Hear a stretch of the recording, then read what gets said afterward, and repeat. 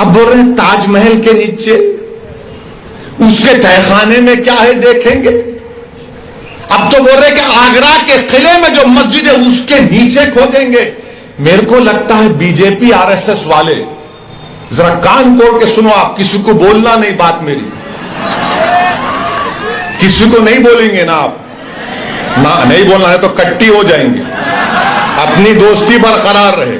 तो इसलिए खोद रहे वो लोग कि देश के प्रधानमंत्री की डिग्री तलाश कर रहे, कहां है कहां है कहां है। नरेंद्र मोदी की एमए पॉलिटिकल साइंस की डिग्री है, मगर देश के प्रधानमंत्री की एंटायर पॉलिटिकल साइंस की डिग्री है, मिलती नहीं है। तो शायद प्यारे बोल रहे मस्जिद के बहाने डिग्री मिल जाएगी, मस्जिद तो नहीं मिलेगी। क्या बात है बताइए आप, ये जोक है, सीरियस मत ले लीजिए। देश के प्रधानमंत्री भी मन की बात में बोलते, जरा ह्यूमर होना चाहिए, तो ह्यूमर की बात कर रहा हूं। सियासी नेता बनकर रहा होगा और मजलिस इत्तेहादुल मुस्लिमीन हमेशा मजलूमों का साथ देती है। जुल्म करने वालों याद रखो, इख्तिदार किसी के पास रहने वाला नहीं है। आज तुम इख्तिदार के नशे में चूर होकर मजलूमों को जेल में डाल रहे हो, मगर इंसानियत की तारीख गवाह है कि जिस हुक्मरान ने अपनी ताकत के बलबे पर अगर वो ये समझ रहा है कि किसी को मैं जेल में डाल सकता हूं, खुदरत का काम यही होता है कि जो हुक्मरान जुल्म करता है, अल्लाह उसी हुक्मरान को एक दिन जेल में डालता है और मजलूम को तख्तो ताज पर बिठा देता है, और वही काम होगा इंशाअल्लाह ताला। मगर मेरे अजीज दोस्तों और बुजुर्गों, खालिद गुड्डू से दुश्मनी इसलिए क्योंकि खालिद गुड्डू पावर के खिलाफ है। कौन सा पावर? एक तो राष्ट्रवादी के जुल्म के खिलाफ और दूसरा टॉरेंट पावर के खिलाफ खालिद गुड्डू ने आवाज उठाई थी। तो दोनों को यह पसंद नहीं आया कि यह कौन दीवाना खड़ा हो गया जो हमारे इख्तिदार की बुनियादों को हिला के रख दे रहा है। तो टॉरेंट पावर और राष्ट्रवादी दोनों मिलकर खालिद गुड्डू के खिलाफ झूठे मुकदमे आयद करके हजरत पुलिस को भी इस्तेमाल कर लिए और खालिद गुड्डू पर इल्जाम लगाकर उनको जेल को भिजा दिया। मुझे इस बात की कोई फिक्र नहीं है, मुझे इस बात को खुलकर कहना पड़ेगा कि अगर कोई भी ओहदेदार गवर्नमेंट का, उसको रूल ऑफ लॉ को फॉलो करना है, उसको कानून को, संविधान पर अमल करना है। अगर आज आप संविधान को नजरअंदाज करके, रूल ऑफ लॉ को नजरअंदाज करके, जिसको उर्दू में कहती है कि कानून की बालादस्ती को अगर आप नजरअंदाज कर रहे हैं, आज आप मौज मना लो, कल ये लोग जब इख्तिदार पर सत्ता में नहीं रहेंगे तो फिर कौन आएगा आपको बचाने के लिए। इसीलिए हम अपील कर रहे हैं कि महाराष्ट्र की सरकार, जो महाराष्ट्र की जेलों में जो लोग मजलूम हैं उन सबको रिहा करे। मैं खालिद गुड्डू की बात नहीं कर रहा हूं। जो कोई भी महाराष्ट्र की जेल में जुल्म का शिकार है उनको छोड़ा जाए, चाहे वो खालिद गुड्डू हो या नवाब मलिक हो, उनको भी छोड़ना चाहिए। नवाब मलिक की बात नहीं करेंगे। मुल्क का माहौल इस तरह से बना दिया गया कि बीजेपी, राष्ट्रवादी कांग्रेस, शिवसेना, समाजवादी पार्टी, ये तमाम नाम निहाद सेकुलर पार्टियां ये चाहती हैं कि भला हम तक ना आए, हम जेल को ना जाएं, मगर हमारे पार्टी में अगर कोई मुसलमान है तो उसको जेल में डाल दो, हम जेल को नहीं जाएंगे। ये सच्चाई है, मैं बता रहा हूं आपको, मैं इल्जाम नहीं लगा रहा हूं, दलाइल और दलील दे रहा हूं। जब राष्ट्रवादी कांग्रेस के मुखिया जनाब शरद पवार साहिब दिल्ली जाकर दिल्ली के बादशाह नरेंद्र मोदी से मुलाकात करते हैं तो मीडिया ने रिपोर्ट किया कि शरद पवार साहिब ने देश के प्रधानमंत्री जो इस वक्त भारत के बादशाह बने बैठे हैं उनसे कहा कि संजय राउत पर कुछ मत करो, उसको जेल में मत भिजाओ, उसके खिलाफ इंक्वायरी मत करो। मैं पूछना चाह रहा हूं राष्ट्रवादी कांग्रेस के लोगों से, उनको नवाब मलिक क्यों याद नहीं आया? नवाब मलिक का नाम लेना था ना। जब देश के प्रधानमंत्री से मिल रहे तो आप ही के पार्टी का नवाब मलिक है, उसके बारे में भी बोल देते कि नवाब मलिक को भेजा, जेल में डाला गया।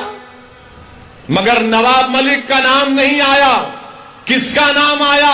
शिवसेना के संजय का नाम आया। तो क्या संजय मलिक से ज्यादा अजीज हो गया राष्ट्रवादी कांग्रेस को? यह हकीकत है। मेरी बात को याद रखो आप।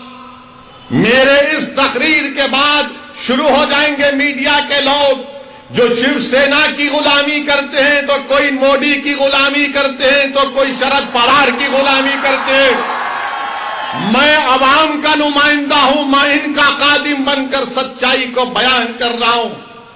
यह बात सच है कि संजय का नाम शरद पवार साहिब लिए, नवाब मलिक का नाम नहीं लिए। क्यों? नवाब मलिक क्या कमतर है संजय से? आप बताओ, क्या नवाब मलिक कमतर है संजय से? क्या नवाब मलिक और संजय बराबर नहीं है? जब बराबर है तो बोलते भी नहीं है जबान से अपनी। क्यों नहीं बोलते? मुसलमान है, कहां जाएगा, इसको डराओ दौड़ते हुए आएगा हमारे पास। बोलो इसको सेकुलरिज्म, ये सेकुलरिज्म का गुलाम है, ये हमारे पास दौड़ के आएगा। बोलो इसको गंगा जमुनी, वो बाजा बजा कर आएगा। एक मुशायरा कर दो तो वो दौड़ कर आएगा। मगर ये आपकी अहमियत है। जब चुनाव आएगा तो चुनाव में कहेंगे ए ओवैसी की बात के यकीन मत करो, मोदी को रोकना है, शिवसेना को रोकना है। जब महाराष्ट्र के विधानसभा चल रहे थे, इसी जगह पर मैं आया था, इसी विधानसभा में भिवंडी के।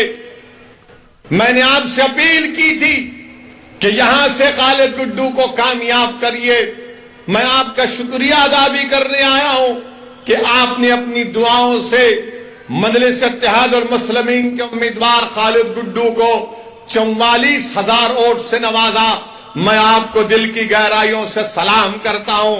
मगर उस वक्त आपको याद होगा, यही राष्ट्रवादी के लोग, कांग्रेस के लोग कह रहे थे ओवैसी को वोट मत दो, भाजपा और शिवसेना को रोकना है। और जब चुनाव हो गए तो राष्ट्रवादी और कांग्रेस ने शिवसेना से मिलकर निकाह किया। निकाह किया। अब ये 1, 2, 3 में दूल्हा कौन है मुझे नहीं मालूम, मगर एक सदाबहार दूल्हा आपके सामने खड़ा हुआ है।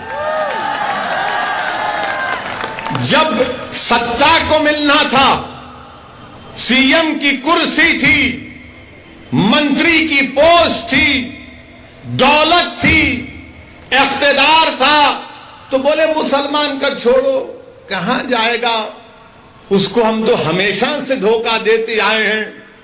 हमने भिवंडी में फसाद करवाया, भिवंडी में मरवाया, कि इंक्वायरी कमीशन की रिपोर्ट भी आई। मुसलमान भूल जाता है। जज्बात में लाओ मुसलमान को, भाजपा का, शिवसेना का, सेकुलरिज्म का, इसको पाठ इसके सामने पढ़ो, मुसलमान सन्नाटे में आ जाता। अब आप बताइए, जब मैं पुकार कर कह रहा था 2019 के असेंबली और विधानसभा के चुनाव में कि कामयाब करो खालिद गुड्डू को, आपकी आवाज विधानसभा में जानी चाहिए, तो मेरी ही मुखालिफत में हमारे ही दरमियान से लोग खड़े होकर कहे ये जज्बाती बात करता है। अब बताओ क्या मैं सच था ये और आप झूठे नहीं थे? मेरे अजीज दोस्तों और बुजुर्गों, ये सब चीजें आपके सामने इसलिए रख रहा हूं ताकि आप जब यहां पर इंशाअल्लाह ताला भिवंडी के लोकल बॉडी के बल्दिया के इंतखाबात होंगे तो आप एक अच्छा फैसला करेंगे और आप मुत्तहिद होकर यहां से इंशाअल्लाह मजलिस के नुमाइंदों को कामयाब करेंगे। और मैं आपसे वादा कर रहा हूं कि हम भी ये कोशिश कर रहे हैं कि हमारी कमजोरियों को, हमारी खामियों को दूर किया जाए। मैं आपसे अपील कर रहा हूं कि आप हमारी रहबरी करिए, हमारी सरपरस्ती करिए। अगर हम गलती करते हैं तो हमारा हाथ पकड़कर टोकिए, मगर इस कारवां को, इस जिम्मेदारी को आपको लेकर आगे बढ़ना है, आपको कामयाब करना है। मैं यहां पर नहीं आया हूं अपने लिए, बार बार यही कहता हूं मैं और कहता रहूंगा। मैं यहां पर इसलिए आया हूं कि ताकि आपकी लीडरशिप बने, आपका कायद बने, जो आपकी आवाज विधानसभा हो, पार्लियामेंट हो, यहां की बल्दिया हो, वहां पर गूंजे। टॉरेंट पावर के जुल्म का खात्मा हो। यह बुनकरों की सरजमीन है, यह मजदूरों की सरजमीन है, और यहां पर एक बरखी कंपनी गरीबों का खून चूस रही है, और खून चूसने में मदद कर रही है शिवसेना, राष्ट्रवादी कांग्रेस और कांग्रेस। आखिर क्या बात है कि सिर्फ यहां पर कितने वो कोणार्क विकास अघाड़ी के सिर्फ 4 नगर सेवक है और उनका महापौर बन जाता है, सिर्फ 4 उनके। और फिर इसमें कांग्रेस भी और शिवसेना भी, बीजेपी भी इनकी मदद करते हैं। क्या बात है, ये आपके रिश्तेदार हैं क्या? 4 इनके, 47 कांग्रेस के, भाजपा की 18। क्या बैठ के बिरयानी खा लिए तुम लोग? पूरा भिवंडी को लूट लिए। 850 करोड़ का बजट कहां इस्तेमाल हुआ? जब ये सवाल हम करते हैं 850 करोड़ कहां गए, तो कल आप देखेंगे सुबह से ये रात भर नहीं सोएंगे मेरी तकरीर सुन के, करवटें बदलते रहेंगे। कैसा बोला, कैसा बोला, ये बोला, वो बोला। अरे बोलेंगे बाबा, तुम्हारे बाप को भी बोलेंगे, तुमको भी बोलेंगे, और जब तक अल्लाह जिंदा रखेगा बोलते रहेंगे। अब सुबह से शुरू हो जाएंगे, ये भड़काऊ भाषण दिया, ये ऐसा बोला, वो उस समुदाय के खिलाफ बोला।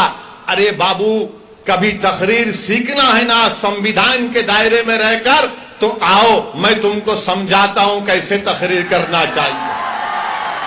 मगर कल से शुरू कर देंगे, 10 बजे से मीडिया को फोन आएगा, ए वो क्लिप चला ना ओवैसी की, ए उसने ऐसा बोला था, तू चलाया क्यों नहीं? कल रात में वारिस को बुलाकर बिठा के इसको पूछ जरा।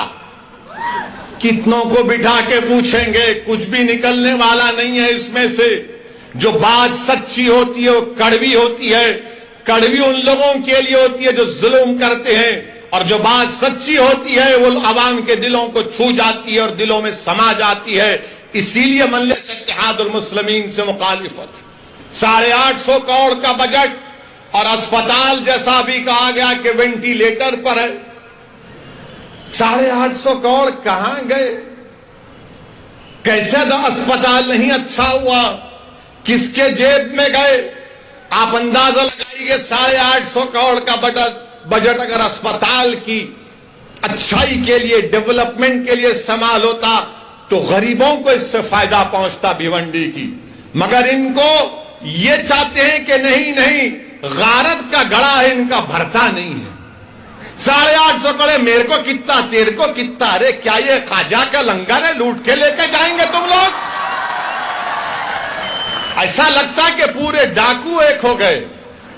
ये मेरा हिस्सा, ये तेरा हिस्सा, ये मेरा हिस्सा, और इसी हिस्सेदारी में आपको अपना हिस्सा नहीं मिलता है। इसीलिए मैं आपसे अपील कर रहा हूं कि आने वाले बल्दिया के इंतखाबात में आप मुत्तहिद होकर मजलिस इत्तेहादुल मुस्लिमीन के उम्मीदवारों को कामयाब करिए। मेरी आपसे अपील है कि आपकी आवाज भिवंडी की बल्दिया में गूंजनी चाहिए। आपके मसाइल का हल मिलना चाहिए। और जिस तरीके से आपने अल्हम्दुलिल्लाह 44,000 वोट खालिद गुड्डू को दिए, मुझे यकीन है कि आने वाले बल्दिया के इंतखाबात में आप मुत्तहिदा तौर पर मजलिस के उम्मीदवारों को कामयाब और कामरान करेंगे। मेरे अजीज दोस्तों और बुजुर्गों, मैं आपसे अपील कर रहा था, बता रहा था कि मुल्क में जो हालात हैं वो आप सब जानते हैं, मुझसे बेहतर आप जानते हैं। आज प्रधानमंत्री, देश के वजीर आजम, दिल्ली के बादशाह अपनी हुकूमत के 8 साल के पर बड़े बड़े बातें आज किए हैं। मैं देश के प्रधानमंत्री से इतना पूछना चाहता हूं, देश के प्रधानमंत्री, आखिर ये क्या बात है कि 1 लीटर दूध और 1 डबल रोटी का लोफ पैकेट एक ही कीमत में क्यों मिल रहे हैं प्रधानमंत्री? 1 लीटर दूध और 1 डबल रोटी का पैकेट। तो बीजेपी वाले बोलेंगे क्या बोलता है ना, क्या बोल रहा है, दूध भी खरीद ले, डबल रोटी खा ले, पेट भर जाएगा।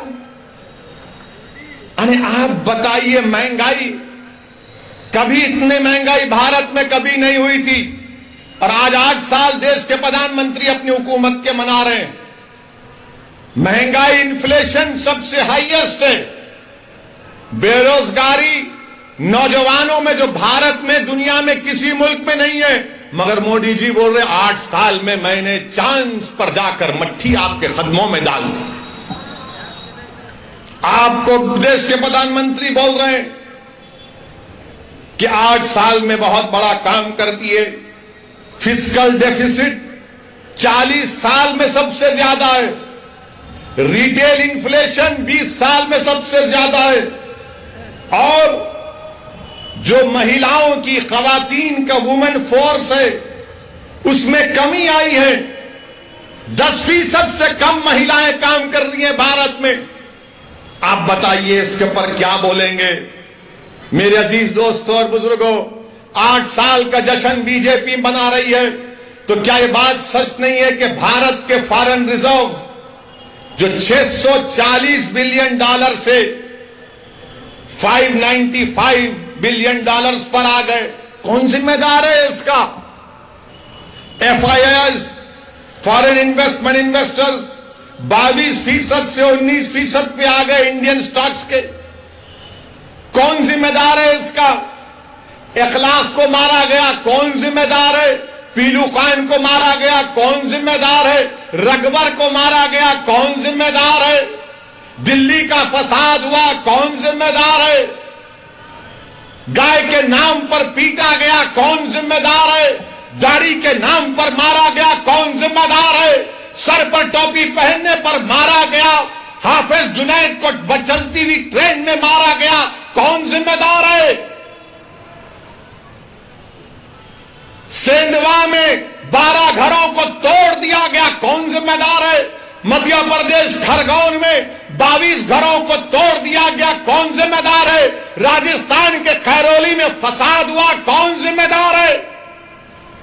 और 8 साल का जश्न मना रहे हैं, इस पर कोई बात नहीं करेगा।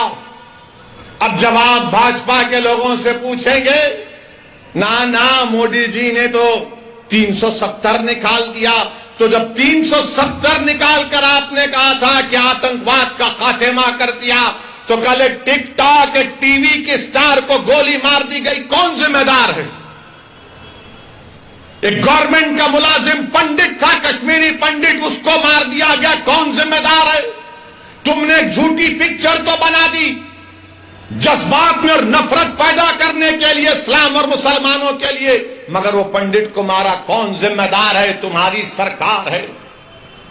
पड़ोसी पाकिस्तान से टेररिस्ट कश्मीर में घुसकर आकर गोलियां चलाते हैं, कौन जिम्मेदार है इसका? आपकी सरकार है। नौकरियां नहीं है, कौन जिम्मेदार है इसका? कौन जवाब देगा इसका? हां, मैं मानता हूं कि इन सब की जिम्मेदारी अगर किसी पर है, इन्फ्लेशन बढ़कर है, तो मुगल बादशाह अकबर जिम्मेदार है।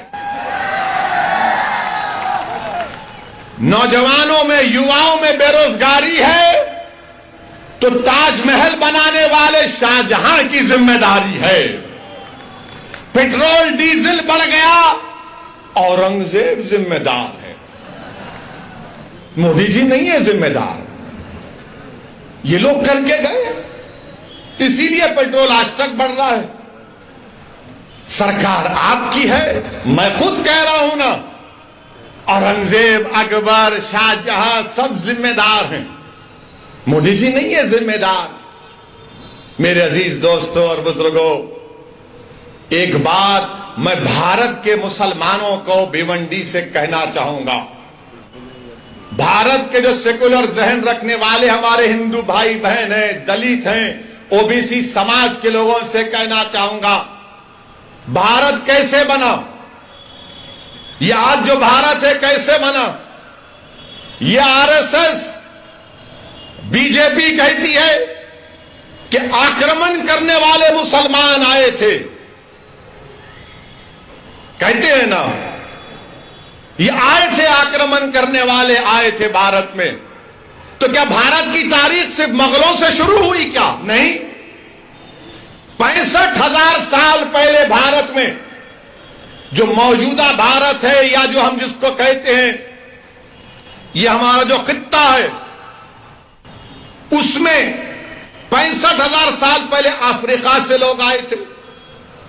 65,000 years ago, people from Africa came to India, Bharat of that time. फिर 45,000 साल पहले ईरान से किसान आए थे। फिर उसके बाद मशरिकी एशिया से, ईस्ट एशिया से लोग आए। फिर उसके बाद से सेंट्रल एशिया, वस्ती एशिया से लोग आए, उनको आर्यन बोलते। तो 4 किस्म का माइग्रेशन हुआ, अफ्रीका से, ईरान से, और तीसरा हुआ मशरिकी एशिया से, जिसको स्टेप्स पैस्टोरलिस्ट कहते हैं, और चौथा वस्ती एशिया से, जिनको आर्यन कहते हैं। ये 4 आए तो भारत बना। अब भारत किसका है मालूम आपको? मेरा भी नहीं है भारत, ना उद्धव ठाकरे का भी है, ना ओवैसी का है, ना मोदी का है, ना शाह का है। भारत अगर किसी का है तो द्रविडियन का है, आदिवासियों का है। द्रविडियन और आदिवासियों का है। मीडिया वालों, तुमको मसाला दे रहा हूं, मगर याद रखो, अगर तुम चलाओगे तो फंस जाओगे। चलाओ, मेरे को कोई बात नहीं है, क्योंकि दूल्हे का नाम लेकर ही तो नाम चलता है। चलाओ। तो 4 लोग आए थे, माइग्रेशन हुआ। ये मुसद्दिका आपसे कह रहा हूं, मगर बीजेपी आरएसएस का मुगल आए, मुगल आए, मुगल आए, मुगल आए। अबे अफ्रीका से भी तो आए थे, ईरान से भी आए थे, सेंट्रल एशिया से भी आए थे, ईस्ट एशिया से भी आए थे। ये सब मिले तो भारत बना। मगर आदिवासी यहां का है, द्रविडियन यहां का है। ये आर्यंस आए थे 4,000 साल पहले। अच्छा, हैरत की बात यह है कि जब मैं ज्ञानवापी मस्जिद के बारे में कहा कि बाबरी मस्जिद की तरह इसको छीनने की कोशिश की जा रही है, तो सोशल मीडिया पर संघ परिवार के लोगों ने कह दिया, ए ओवैसी तो इसके पूर्वज ब्राह्मण थे।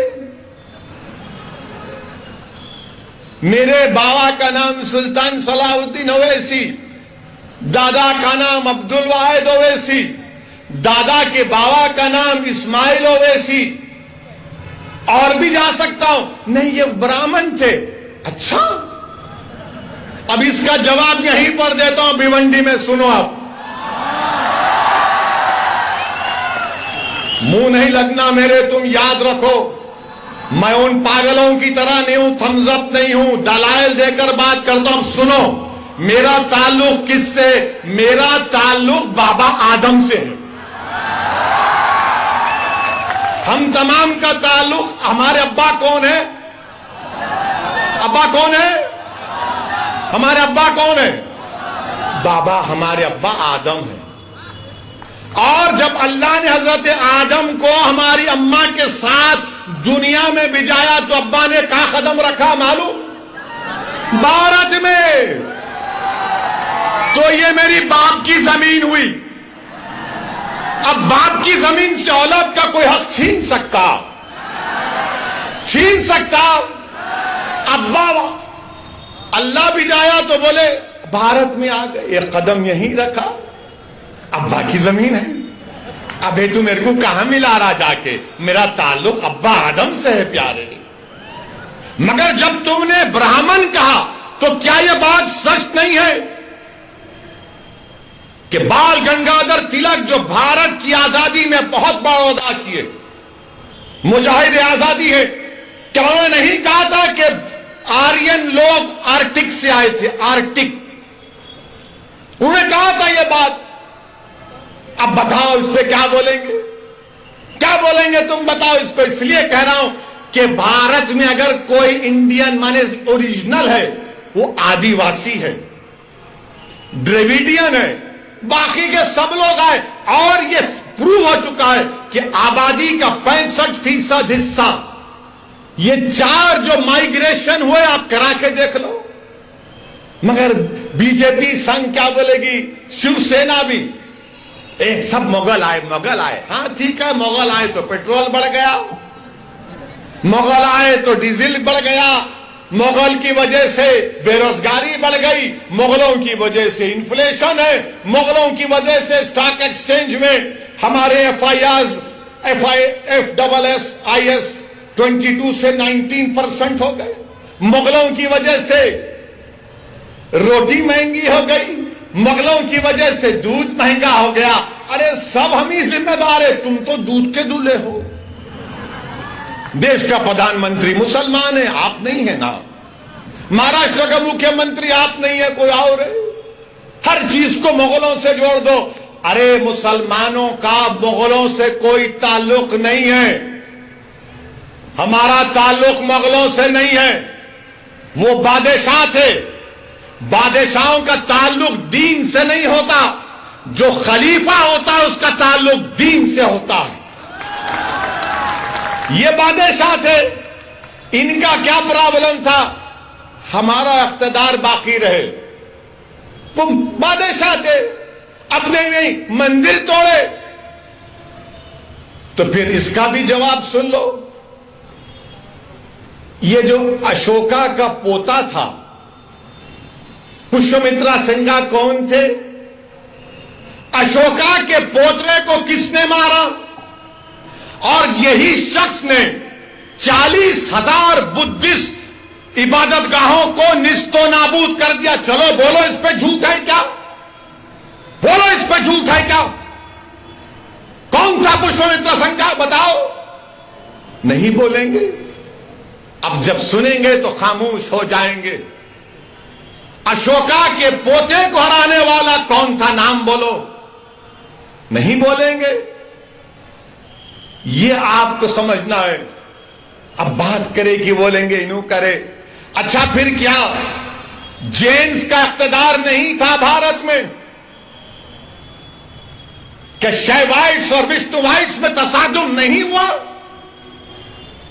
क्या तारीख तुम तोड़ मोड़ के पेश कर रहे हो? अरे उन जाहिलों के सामने अपनी जहालत दिखाना। असदुद्दीन ओवैसी के सामने जहालत मत दिखाओ, तुमको आईना दिखा दूंगा मैं, याद रखो।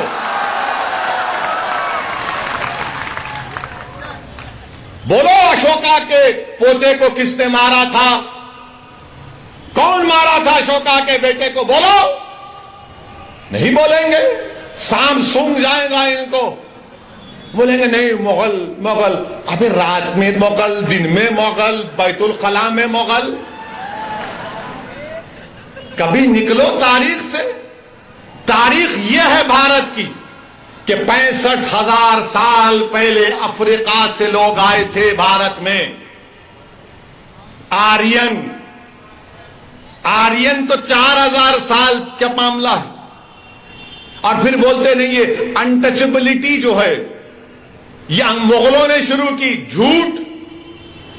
सच क्या है? सच यह है कि बाबा साहेब अंबेडकर ने कहा कि 400 एडी यानी हजरत ईसा के इस दुनिया से उठाने जाने के बाद 400 एडी में यह अनटचेबिलिटी शुरू की गई है। बाबा साहेब अंबेडकर ने लिखा। ह्यून सैंग एक ट्रैवलर है, उसकी किताब पढ़ो। ये संगी नहीं पढ़ते, काली मुगल मुगल मुगल। बोलो कौन क्या बाबा साहेब अंबेडकर ने नहीं कहा था? उस पर बात नहीं करेंगे और बोलेंगे तुम लोग मंदिरों को तोड़ दिए। तो क्या स्वामी विवेकानंदा ने अपनी किताब में नहीं लिखा कि जगन्नाथ की मंदिर बुद्धिस्ट इबादत गाह पर बनाई गई? बोलो मुझ पर इल्जाम लगाने वालों, बोलो। ओवैसी को जान की धमकी देना, ओवैसी को गाली देना, दिन रात मेरे नाम का वजीफा पढ़ना, मैं जो मसाइल को आज उठा रहा हूं तुम जवाब दो उसका। अगर तुम 700-600 साल की तारीख की बात करोगे, मैं 65,000 साल की तारीख की बात करने को तैयार हूं। आओ बैठेंगे, बात करेंगे। अब बोलेंगे ए क्या बोलता है, तेरे घर में खोदेंगे। किसी ने मुझे फोन करके कहा कि आपके घर में खोदेंगे। मैंने कहा मेरे घर में तुम खोद नहीं सकते। बोले कैसे नहीं खोद सकते? बोला मेरा घर है, कोई आंख उठाकर नहीं देख सकता, याद रखो। खोदेंगे। अब बोल रहे ताजमहल के नीचे, उसके तहखाने में क्या है देखेंगे। अब तो बोल रहे कि आगरा के किले में जो मस्जिद है उसके नीचे खोदेंगे। मेरे को लगता है बीजेपी आरएसएस वाले, जरा कान खोल के सुनो आप, किसी को बोलना नहीं बात मेरी, किसी को नहीं बोलेंगे ना आप, ना नहीं बोलना है तो कट्टी हो जाएंगे। अपनी दोस्ती बरकरार रहे। तो इसलिए खोद रहे वो लोग कि देश के प्रधानमंत्री की डिग्री तलाश कर रहे, कहां है कहां है कहां है। नरेंद्र मोदी की एमए पॉलिटिकल साइंस की डिग्री है, मगर देश के प्रधानमंत्री की एंटायर पॉलिटिकल साइंस की डिग्री है, मिलती नहीं है। तो शायद प्यारे बोल रहे मस्जिद के बहाने डिग्री मिल जाएगी, मस्जिद तो नहीं मिलेगी। क्या बात है बताइए आप, ये जोक है, सीरियस मत ले लीजिए। देश के प्रधानमंत्री भी मन की बात में बोलते, जरा ह्यूमर होना चाहिए। तो ह्यूमर की बात कर रहा हूं। कोई बोलते ताजमहल में, मेरे को कोई सोशल मीडिया पे दिखा एक शख्स, मैं नहीं कह रहा हूं, वो कोई आदमी था, उनका कोई क्यूरेटर दोस्त था, वो उनके साथ ताजमहल को गए। बोले मुझे नीचे जाके दो कमरे में देखना है। तो उसने सोशल मीडिया पे लिखा कि तुम्हारा फोन डिपॉजिट कर दो, फोन डिपॉजिट कर दिए। उसके बाद नीचे गए तो फिर चेकिंग हुई। फिर वो कमरे के पास ताले पर लगा हुआ था गवर्नमेंट ऑफ इंडिया का स्टैंप। बोले नहीं अंदर नहीं आ सकते आप। अरे बोले भाई खाली खरीद करके नहीं, देखना भी नहीं, तुम कान लगा के सुन सकते। तो बेचारे कान लगाए तो अंदर से इंसानों की आवाज आ रही थी, अंदर से इंसानों की बड़ी प्यारी आवाज आ रही थी। और वो आवाज क्या बोल रही थी? चौकीदार से पूछो महंगाई इतनी क्यों है। इस पे तो केस नहीं बुक हो सकता ना, जाओ बुक कर लो शाहजहां पे, मुमताज पे, मुझे क्या करना है। मैं सोशल मीडिया पे पढ़ के कह रहा हूं, उसको बुक करो आप।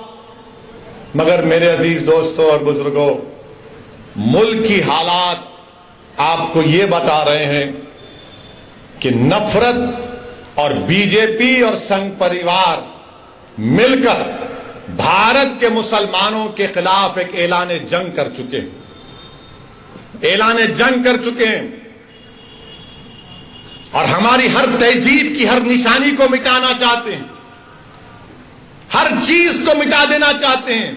हलाल गोश्त देश के लिए खतरा, हिजाब देश के लिए खतरा, दाढ़ी देश के लिए खतरा, टोपी देश के लिए खतरा, मस्जिदें देश के लिए खतरा, मस्जिद की मीनारें देश के लिए खतरा, मस्जिद की अज़ान की आवाज देश के लिए खतरा, सब चीज खतरा है देश के लिए। और इस बात में आप देख लो, जब ये बातें हो रही हैं तो क्या कांग्रेस कुछ बोलती? क्या राष्ट्रवादी कुछ बोलती है? क्या शिवसेना कुछ बोलती है? क्या समाजवादी कुछ बोलती है? क्या आम आदमी पार्टी कुछ बोलती है? कोई अपने आप को सेकुलर पार्टी बोलने वाले कुछ नहीं बोलेंगे। हलाल पे गोश्त पे नहीं बोलेंगे, हिजाब पे नहीं बोलेंगे, अज़ान पे नहीं बोलेंगे, ज्ञानवापी मस्जिद को छीनने की बात पर नहीं बोलेंगे। क्यों नहीं बोलेंगे? मुसलमान को डराओ, वो तो हमारा कैदी है, और हम ज्यादा बोलेंगे तो हमारा हिंदू वोट हमको नहीं मिलेगा। मेरे अजीज दोस्तों और बुजुर्गों, इसका मुझे जिस बात का अंदेशा है कि अगर इस तरह से दबाया जाएगा, इस तरह से रुसवा किया जाएगा, तो फिर ये जो नौजवान जो आज भारत में खास तौर से दलित और मुसलमान नौजवान हैं, अगर उनका एतमाद जमहूरियत से, लोकशाही से अगर कम हो जाएगा, वो अपने घरों में जाकर बैठ जाएंगे, वो घरों में जाकर अपने बैठ जाएंगे और दूसरे दर्जे के शहरी बन जाएंगे। मैं नहीं चाहता कि ये नौजवान जो कल इस देश का मुस्तकबिल इनके कंधों पर रहेगा, वो मायूस होकर, रुस्वा होकर अपने घरों में बैठ जाएं, अपने दरो दीवार को बंद कर लें, अपने दिमाग को सोचने की और तमीज पर जोर ना डालें और बंद कर लें अपने दिमाग को। वो हमारी जमहूरियत के लिए खराब दिन होगा। इसीलिए मैं कहता हूं और कहता रहूंगा, जमहूरियत है। ज्ञानवापी मस्जिद के बारे में बोला तो कौन सा गुनाह किया? मैं जब बाबरी मस्जिद का फैसला आया था, मेरी प्रेस कॉन्फ्रेंस उठाकर देख लो आप, मैंने उस फैसले को कहा था, अंग्रेजी में कहा था कि this is a victory of faith over facts, this is a victory of faith over facts. मैंने अपने प्रेस कॉन्फ्रेंस में कहा था कि मुझे अंदेशा है कि इस फैसले के बाद और मसाइल शुरू हो जाएंगे। मैंने नाम लेकर कहा था, ज्ञानवापी, मथुरा, लखनऊ की टीले वाली मस्जिद, सब सच साबित हो रहा आज। उस वक्त भी सब गालियां दिए मुझे। मैं भिवंडी की आवाम से, भारत के मुसलमानों से और भारत के हमारे हिंदू दलित भाइयों से जो अंबेडकर और गांधी को अपना लीडर मानते हैं, इस दीवाने की बात का यकीन थोड़ा करो। तुम मुझसे नफरत करो इंफरादी तौर पर, मगर मैं कह रहा हूं तो मेरी बात को सुनो, याद रखो, ये रात लंबी रहने वाली है। भिवंडी के आवाम, भारत के मुसलमानों, मेरी इस बात को याद रखो, ये रात अंधेरी रहने वाली है, लंबी अंधेरी रहने वाली है। अगर तुम ये समझ रहे हो कि कोई सेकुलर पार्टी आकर तुम्हारे इस अंधेरे को दूर करेगा, ये अंधेरा क्या है? फिरका परस्ती का अंधेरा, नफरत का अंधेरा। इस अंधेरे में अगर रोशनी अगर कोई पैदा कर सकता है तो आप और हम कर सकते हैं। आप एक चिराग जलाओ अपनी सियासी ताकत का, एक चिराग जलाओ। इस चिराग में तुमको तेल की जरूरत नहीं, इस चिराग में तुमको अपने आंसुओं की और अपने जज्बात की जरूरत है। तुम एक चिराग जलाओ इन तूफानों में, इन नफरत के तूफानों में, इस चिराग को जलाओ और अपनी रोशनी से तमाम माहौल को मुनव्वर कर दो। अगर आज आप खामोश बैठ जाएंगे तो फिर आने वाली नस्ल आपको जवाब नहीं देगी, आपको जवाब देना पड़ेगा। मेरे अजीज दोस्तों और बुजुर्गों, हिजाब, हलाल गोश्त, मस्जिद, अज़ान, CAA सब पे होते होते अब टीवी पर अल्लाह के रसूल सल्लल्लाहु अलैहि वसल्लम की शान में बकवास भी हो रही। एक अंग्रेजी टीवी चैनल के ऊपर भारतीय जनता पार्टी के स्पोक्स पर्सन एक मोहतरमा साहिबा ने रहमतुल्लाह अलमीन सल्लल्लाहु अलैहि वसल्लम पर अनाप शनाप बोल दिया, हमारी उम्मत की मां पर कुछ बोल दिया। मैं पूछना चाहता हूं, क्यों नहीं कांग्रेस बोलती इसके ऊपर, इसके खिलाफ? क्यों नहीं राष्ट्रवादी इस पर कुछ बोलती है? कौन बोलता है? मुसलमान ही बोलता है, असदुद्दीन ओवैसी बोलता है। हैदराबाद में आज कमिश्नर ऑफ पुलिस हैदराबाद के पास एक कुल जमाती डेलीगेशन गया, मगर आपको बता रहा हूं और आप गवाह हैं मेरी इस बात का कि जब कमली वाले पर कोई अनाप शनाप बकता है तो कोई नहीं बोलता। उद्धव ठाकरे के बारे में अगर कोई बोलेगा तो उसके घर को जाकर उसको धमकी दी जाएगी या उसके मुंह पर कालिक फेंकी जाएगी। शरद पवार पर कोई बोलेगा तो थप्पड़ मारा जाएगा। शरद पवार के बारे में कोई लिखेगा तो उस एक्ट्रेस को जेल में डाल दिया गया। तो बताओ कि शरद पवार को बोला जाएगा, उद्धव ठाकरे को बोला जाएगा, मोदी को बोला जाएगा, और जब मेरे रसूल के बारे में बोला जाएगा तो तुम सब गूंगे बन जाओगे, तुम कुछ नहीं बोलोगे।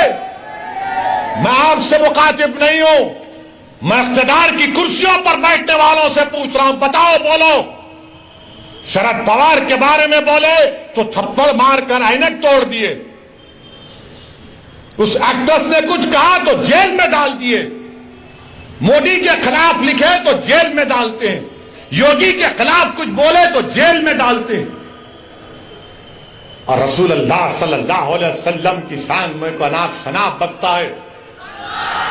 अरे खाली नारे लगाने से कुछ नहीं होता। मैं जो कह रहा हूं सोचो उस बात पर। जब अल्लाह अकबर कहते ना तो उसके माने समझो। मेरे अजीज दोस्तों और बुजुर्गों, आपकी खामोशी मुझे शिकवा इन तमाम पार्टी से नहीं है, मैं आपसे शिकायत कर रहा हूं। मैं आपके सामने अपना दर्द बयान कर रहा हूं। मैं अपनों के दरमियान में खड़े होकर आपसे भीख मांग रहा हूं। मुझे उनसे उम्मीद नहीं है, मुझे आपसे उम्मीद है। अगर मेरी बात कड़वी लग रही तो अपना एक दीवाना बेटा और भाई समझकर माफ कर दो, मगर मेरा हक बनता कि मैं तुम्हारे सामने बोलूं। अगर तुम्हारे सामने नहीं बोलूं तो कहां जाकर बोलूं, बताओ। मेरे अजीज दोस्तों और बुजुर्गों, इसीलिए आपको अपनी एक सियासी ताकत को मजबूत करना है। चाहे जिले सतह पर हो, बल्दिया का इलेक्शन हो, जिला परिषद का इलेक्शन हो, असेंबली का हो, पार्लियामेंट का हो, आपको अपनी आवाज उठानी चाहिए, नुमाइंदा होना चाहिए। मत जाओ इन लोगों की बातों में कि ओवैसी खड़ा होगा तो उन्हों जीत जाएंगे। अरे जब मैं नहीं भी खड़ा हो रहा हूं तो जीत रहे ना। मुबारकपुर से ताल्लुक रखने वाले कितने यहां पर बताओ, हाथ उठाओ। मुबारकपुर से कितने लोग हैं कि जामिया अशरफिया की बिल्डिंग को तोड़ा गया, कुछ समाजवादी के लोग बोले? नहीं बोलेंगे। फिर आप क्या करेंगे? नहीं इलेक्शन आए, नहीं ओवैसी बोलता अच्छा भाई, मगर अब क्या करेंगे? आप याद रखो, आप हुकूमतों को नहीं बदल सकते,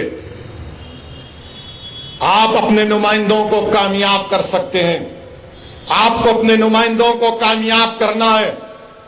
और हम भारत के प्रधानमंत्री से अपील कर रहे हैं, रिक्वेस्ट कर रहे हैं कि देश के प्रधानमंत्री आप अपने नेशनल स्पोक्स पर्सन के खिलाफ एक्शन लीजिए। अगर आप सबका साथ, सबका विकास, सबका विश्वास की बात करते हैं, आप हमारे खिलाफ रहिए, मगर इतना नफरत मत करिए कि जिसके नाम का सदका हम खाते हैं आप उनके नाम के बारे में अनाप शनाप बक दें।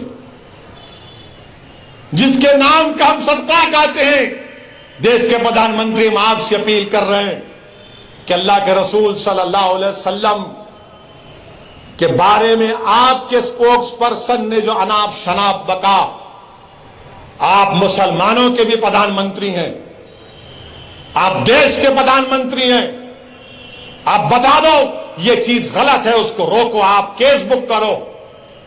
देश के प्रधानमंत्री को एक काम करना चाहिए।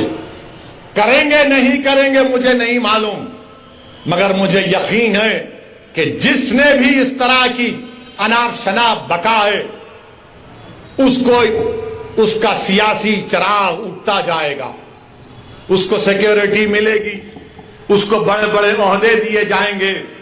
मगर हम देश के प्रधानमंत्री से अपील कर रहे हैं, ये जो अपने आप को सेक्युलर पार्टी कहते हैं, शरद पवार साहब आपको बोलना चाहिए। आपके बारे में कोई बोला तो थप्पड़ मार देंगे।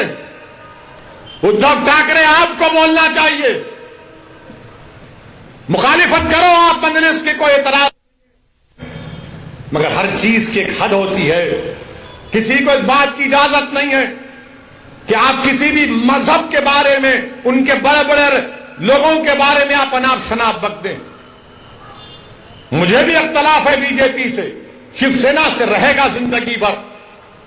मेरे अजीज दोस्तों और बुजुर्गों, मैं आपसे अपील कर रहा हूं कि मुत्तहिद रहिए, और बीजेपी से अपील कर रहे हैं कि ये आप नेशनलिज्म का, भारत से मोहब्बत का दर्स हमको मत दो। आप, हम वो लोग हैं जो हमारे बुजुर्ग जेल में थे, एक खत भी हमारे बुजुर्गों ने अंग्रेजों से माफी का नहीं लिखा। क्या अल्लामा फजले खैराबादी ने काला पानी की सजा में को अंग्रेजों को खत लिखा? फांसी पर चढ़ गए मोदी जी, अंग्रेजों के खिलाफ माफी नहीं मांगी, पेंशन नहीं लिया अंग्रेजों के खिलाफ, अंग्रेजों से अंग्रेज का घर नहीं लिए। हमने कहा यही हमारा भारत, हमारा घर है, लड़ेंगे, अंग्रेजों को भगाएंगे या फिर अपनी जान को कुर्बान कर देंगे। और जिस शख्स का तुम जश्न मना रहे हो, क्या उसका नाम महात्मा गांधी के कपूर इंक्वायरी कमीशन में नहीं आया? जो महात्मा गांधी के कत्ल में कॉन्स्पिरेटर है। सोचो, अगर गांधी से मोहब्बत है तो जबान पर गोडसे और गांधी के कातिलों का नाम नहीं आना चाहिए। मेरे अजीज दोस्तों और बुजुर्गों, आपका बेहद शुक्रिया कि आप तशरीफ लाए, और आपसे अपील करता हूं कि अपनी दुआओं में खालिद गुड्डू के लिए और नवाब मलिक के लिए दुआ करिए। अस्सलाम वालेकुम व रहमतुल्लाह।